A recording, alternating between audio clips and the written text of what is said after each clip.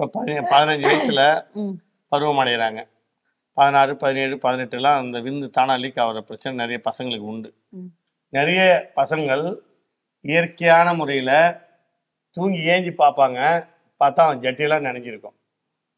உச்சா போற மாதிரி உச்சா போகிற மாதிரி நினைஞ்சிருக்கும்.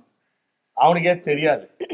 தெரிஞ்சு விடுறவங்களும் இருக்காங்க. அப்போ சொல்கிறேன், அவனுக்கே தெரியாது தானா லீக் ஆகுது. ஏன் அப்படின்னா உடல் முதல்ல உஷ்ணம், பாடி ஹீட்டு, டைமுக்கு சாப்பிட்றதில்ல, டைமுக்கு தூங்குறதில்ல, டைமுக்கு சாப்பிட்ணும்.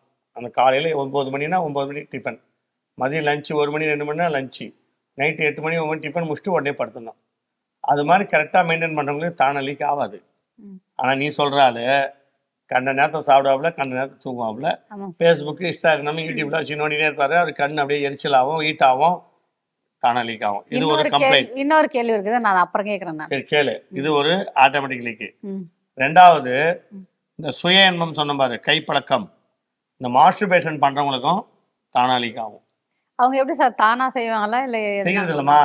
செஞ்சு செஞ்சு செஞ்சு அந்த விந்து உணர்ச்சி அங்கே படம் பார்த்தேன், இங்கே படம் பார்த்தேன், யூடியூப் பார்த்து அந்த உணர்ச்சி கண்ட்ரோல் பண்ண முடியாமல் லீக் அவுட் ஆகிடும்.